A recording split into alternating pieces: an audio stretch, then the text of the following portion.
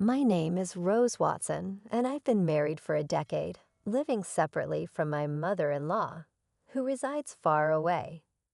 Recently, I learned that she's retired and suffering from a debilitating backache, preventing her from working. Consequently, my husband has been diligently sending her money each month. "Hey, make sure to transfer this month's money to you," he asked. I assured him, "Sure, no problem. I won't forget, even if I forget everything else." "Thanks, that helps a lot. I appreciate it," he said. My husband visits his mother at least once a month, assisting her with tasks she can no longer manage. However, on one occasion, he returned from her place agitated, suddenly accusing me. "What the hell have you done?" Perplexed by his sudden anger, I stared blankly as he continued accusing me. "All this time, I've been struggling to send her money, and you didn't care about my feelings. I told you to transfer $11,000 every month." "I did transfer it," I insisted. "I'm telling you, it's not been transferred. Do you have any idea how hard it is to send that $11,000? He retorted. "I understand. I've had to take part-time jobs and scrimp for money just for that," he added. "I did send it," I said. "Why are you saying this? Just calm down a bit." "How can I be calm when Mom is troubled because she doesn't get the money from me and has even started doing piecework?" He explained. "But I definitely did send it." "Are you saying my mom is lying?" I questioned. "Then there's no way my mom would lie to me. You can't just make an assumption and then get mad when it's not true. I don't even know why this is happening. I've been sending her the money you give me every month. Then why is she doing piecework? She's in pain lifting heavy boxes." "I don't know about that. I haven't seen it," he responded. "You never go to my family's home," he said. "I go every month, but you never come with me. You just don't care about my mom."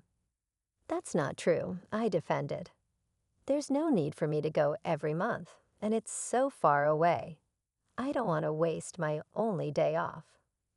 "Waste your day off? It's visiting family." "How can that be a waste?" he argued.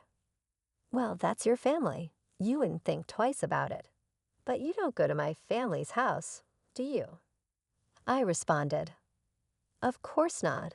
You married into my family, but I didn't marry into yours. You shouldn't say things like that. It only causes trouble," he countered. "You're the one causing trouble," I muttered to myself, wondering if he even realized what he was saying.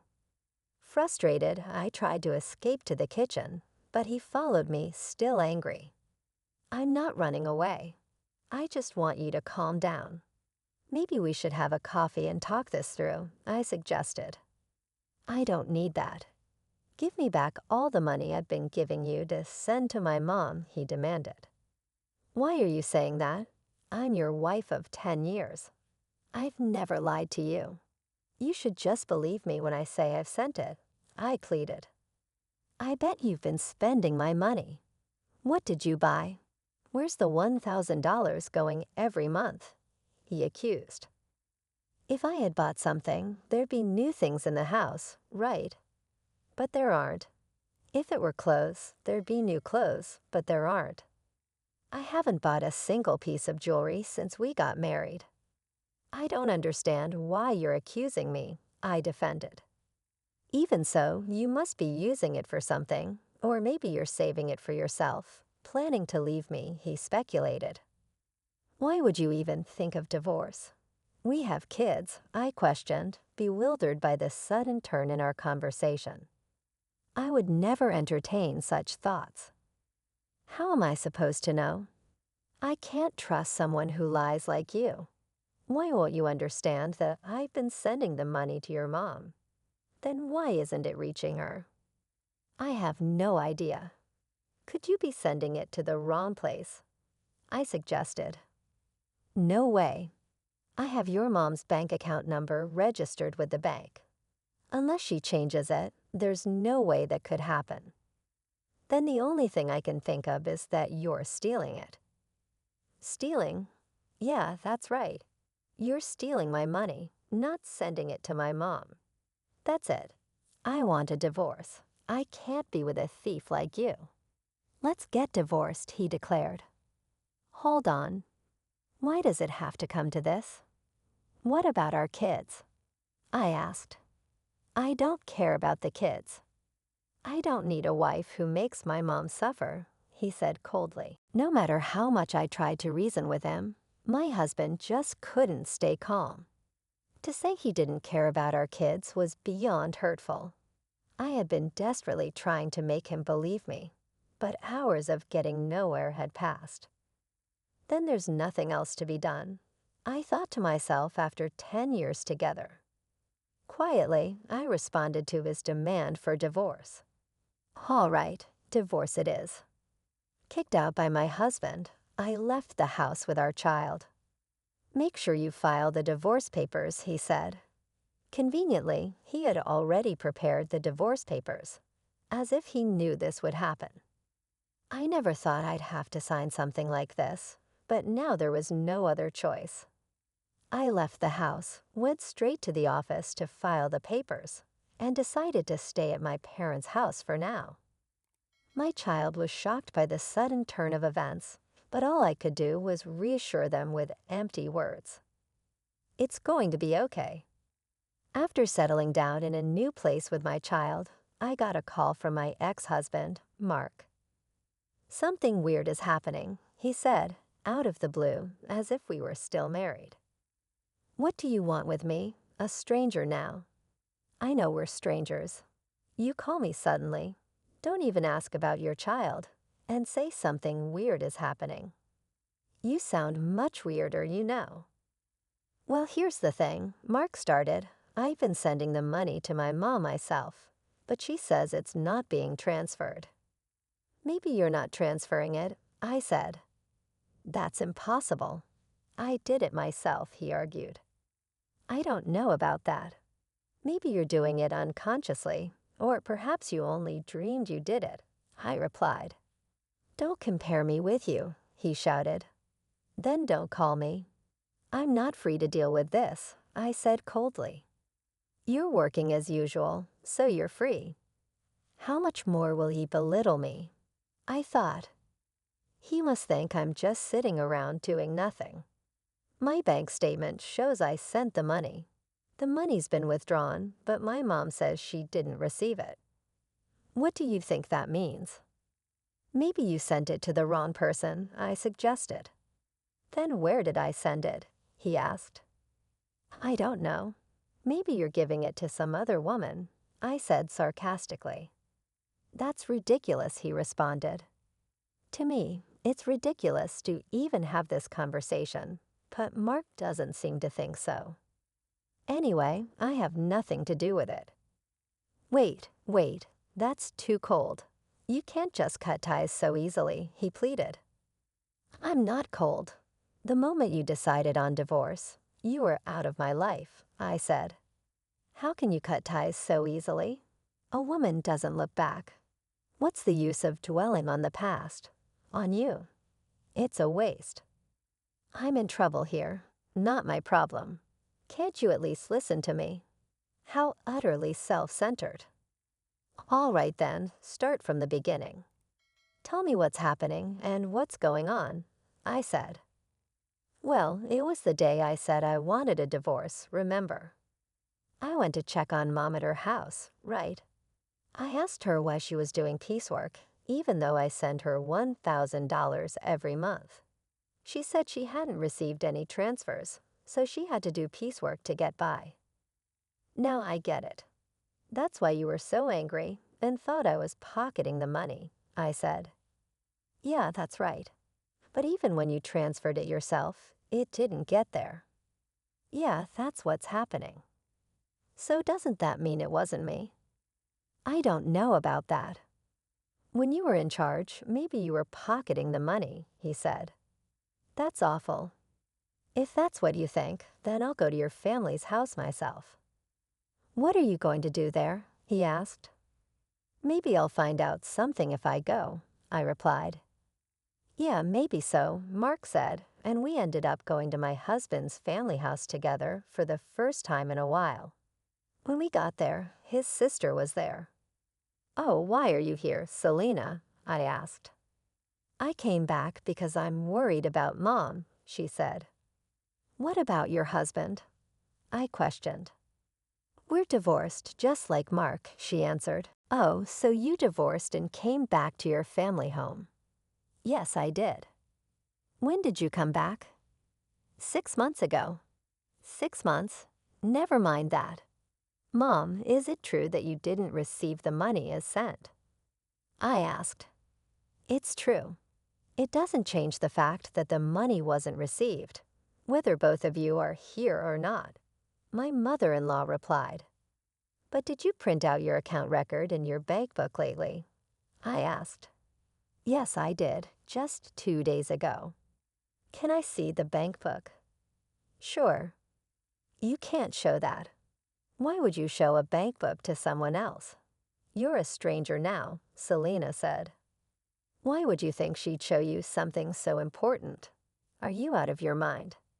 "But we can't know if the money really wasn't deposited unless we check," I insisted. "You don't need to see it," Selena said. "Then I'll look. I'm her son. It shouldn't matter," Mark said. "Fine," my mother-in-law said. "Look, there's hardly anything in there anyway." She fetched the bank book from a drawer in the next room, and when we looked at the bank book, there were deposits and withdrawals. "Look, Mark, there's a deposit from you here, and it was withdrawn the next day." "That's quite punctual," I pointed out. "Before this, even if you deposited it, it wasn't withdrawn immediately," his mother added. "I couldn't go to the bank much because of my back pain, and I would wait until it was absolutely necessary. But since Selena came back, she's been the one going to the bank for me, which has been a big help. Ever since Selena returned, she's been the one going to the bank, and the money was always withdrawn the next day." Mark and I instinctively looked at her. "What?" "I don't know anything about this," Selena said desperately. "But from what we see here, it looks like you withdrew it, Selena," Mark said. "Mom doesn't go to the bank. Maybe someone else has Mom's card and is withdrawing the money every month," I suggested. "I don't have a card. I'm afraid of losing it, so I never made one," Selena replied anxiously. "Tell the truth, Selena," Mark urged. "All right, it was me. Mom told me to withdraw the $1,000 she was getting each month. I saw it was being deposited every month, so I thought borrowing a little bit would be okay." "If you're borrowing it, are you planning to pay it back?" I interjected. "I intend to pay it back. I just don't have the money for it right now," she confessed. "Why would you do such a thing?" Mark questioned. "I really needed the money. I only borrowed it because I had to. Besides, Mom's managing to get by. Isn't that fine?" Selena justified. "Are you that desperate for money?" His mother softened her tone and asked. Then Selena completely changed her tone from her previous assertiveness, now playing the role of a pitiful victim. "If that's the case, it can't be helped. Mark was kind enough to send the money, but this is an unavoidable situation," Selena added. "Yeah, if my sister was in trouble, it's the family's job to help after all," Mark reasoned. Despite his rage and accusations towards me, Mark forgave his sister as if nothing had happened. "Hey, I was called a thief over this, and now you're just going to let it go because it's your sister?" I snapped. "It can't be helped. She said she's in trouble," Mark said. "That's fine for your money. But don't you have something to say to me?" I challenged. "Not really, no. Not even an apology," he said coldly. "After all the horrible things you said to me, why should I apologize?" "I don't see any need to," he replied. "I was hurt by what you said," I muttered to myself. Such a fragile mental state, I added under my breath. Anyway, it's not like I did anything wrong, right? Selena was having a hard time, so this happened. It's not Mark's fault. He doesn't need to apologize. His mother supported. Isn't this just like being completely surrounded by enemies? Even if I speak the truth, this place is hostile territory. There's no doubt that anything I say will be met with opposition. Even though a quick look at the bank book would have clarified everything, I had to travel all this way just to be treated like this. Fine, if cutting ties with you cost me this much, it's a small price to pay. I'm leaving. Drive me to the station, I demanded. Why do I have to take you? We're divorced, remember. I don't have to do anything for you. You're a stranger, Mark retorted. Because I came all this way for you. You asked me for help, I argued. Did I? I don't remember asking you to come. I just wanted some advice. You came here on your own, so you can leave on your own too. Mark snapped. That's right. You're not a couple anymore. Why should he take you? It makes sense for a husband, but not for a stranger, his mother added. What a group, I thought to myself. No thank you, or sorry for solving the issue after spending 10 years with such a man. It felt like such a waste of time. Fine, I'll take a taxi. I don't need you, I declared, frustrated. I called a taxi and somehow managed to get home. As I arrived home, tears of frustration streamed down my face, and I swore never to listen to that man again. However, after a while, my husband called me. Maybe he had changed his mind and was about to apologize for what happened. Perhaps he explained that he had to act that way in front of his sister and mother. But my expectations were shattered. Can you lend me some money? He asked abruptly. Shouldn't you say something to me first? Oh, long time no see, I replied sarcastically. That's not what I mean. You're being troublesome. You know it's not normal to ask for money without even apologizing first, I scolded. That's not true. We were a married couple after all. You could say we were a united fate, he said. That's not the case anymore. The day we split up, our united fate dissolved, I responded. I still think we're a united fate, he replied as he kept saying whatever he wanted. So lend me some money, will you? He persisted. Why? I asked. The truth is, I found out Selena has a huge debt. Wait, it's been quite a while since that day. Didn't you ask her what she spent the money on? I couldn't ask her that. It would have been too pitiful. Money is a delicate subject. Maybe her ex-husband had something to do with it, or there might be some other reason. Sure, there must be some reason, but you should have asked about it for the future, right? I replied, bewildered by his lack of responsibility. I trusted her because and yet there was no trust for me at all. Well, I've known Selena way longer than I've known you. Yeah, since we were born. That's why I trusted her. I thought everything would be fine, but in the end it wasn't fine. So what happened? It turns out she had a huge debt and the $1,000 a month wasn't enough. How much does she need, then? She wants to repay it all at once. It's true that paying it off in one go would save on interest, but I don't have that kind of savings. So why did you contact me? Because you said you had a good amount of savings when we were in the car going to your parents' house. I remember I was insulted by him, saying I must be struggling without money since our divorce, and that I would have stolen the money if he continued to ask me to make the transfers.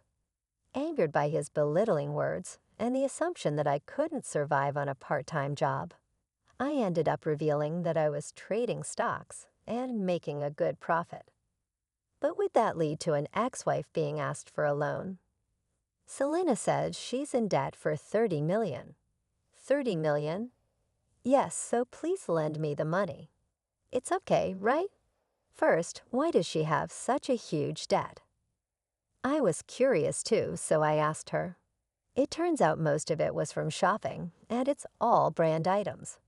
She just can't control her desire when she sees them and ends up buying things. She put everything on revolving credit, so the interest adds up, and she keeps buying more every month. Before she knew it, her debt reached 30 million. She's really careless. Mark, laughing off her carelessness, is quite careless himself. She didn't understand how revolving credit works. She thought she could just pay a set amount each month and eventually it would be paid off. I guess I can understand that feeling. I can't understand it at all. How could she take such a risk?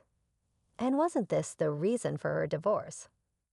Now she finally realized the interest is piling up and it's becoming a serious problem, so she came crying to me.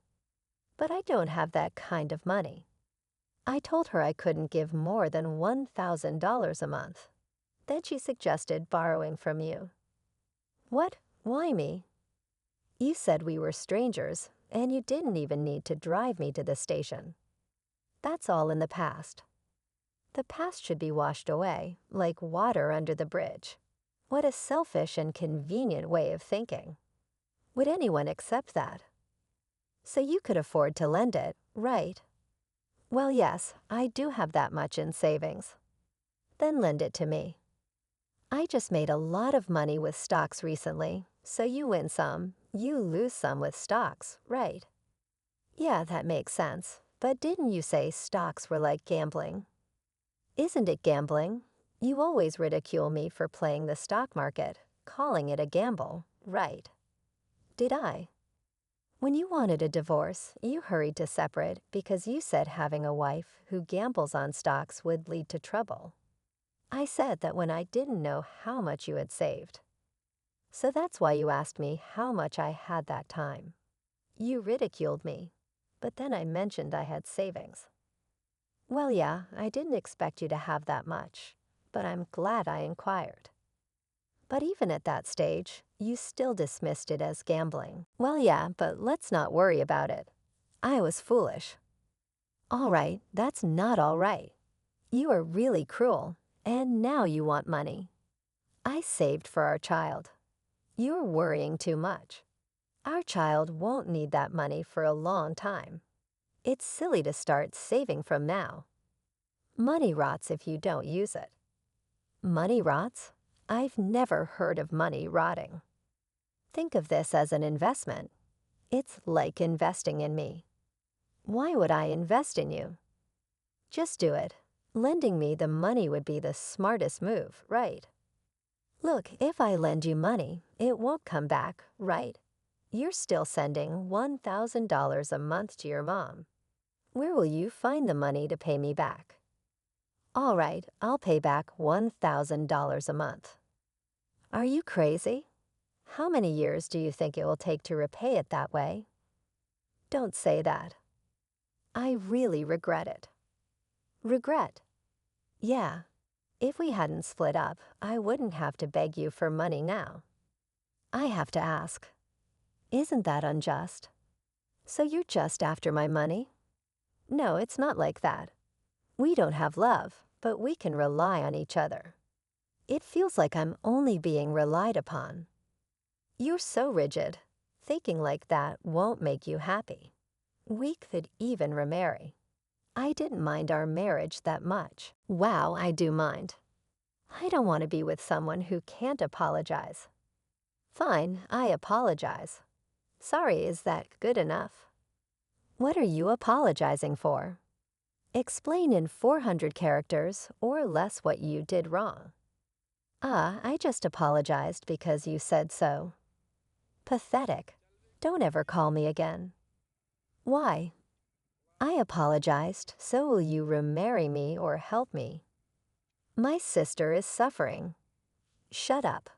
Go to hell, I said, and I forcefully ended the call and blocked his number. Later, I heard from mutual friends that Mark, despite saying it was impossible, couldn't refuse Selena. He was not only constantly nagged by Selena, but also persuaded by his mother to help. Consequently, he ended up borrowing money from a consumer finance company to repay her debt in full. Everything was settled, assuming Selena would work and gradually repay the debt. However, far from working, she resumed her shopping habits. Despite having suffered before, she again made purchases on revolving credit. This burden eventually fell directly upon Mark to handle. When they confronted her about why things turned out this way, she reportedly said, "I never intended to buy anything." By the time I realized it, I had already processed the credit. Mark and his mother, naively believing Selena's words, just accepted it, saying she must be sick. They neither divided any solutions nor took her to a hospital, despite thinking she was ill. Meanwhile, Selena, wearing expensive clothes and jewelry, was reportedly laughing over tea with friends, saying, "Really, Mark is so easy to manipulate." Eventually, they couldn't escape the debt and had to sell their family home. Now, Mark, his mother, and Selena ended up living together, but they couldn't afford the rent for the apartment they used to live in, so the three of them moved. Apparently, their life is quite difficult now. It seems only Selena is enjoying it, but neither Mark nor his mother realize this. On the other hand, I continue to profit from the stock market and now live a comfortable life in a spacious apartment with my child.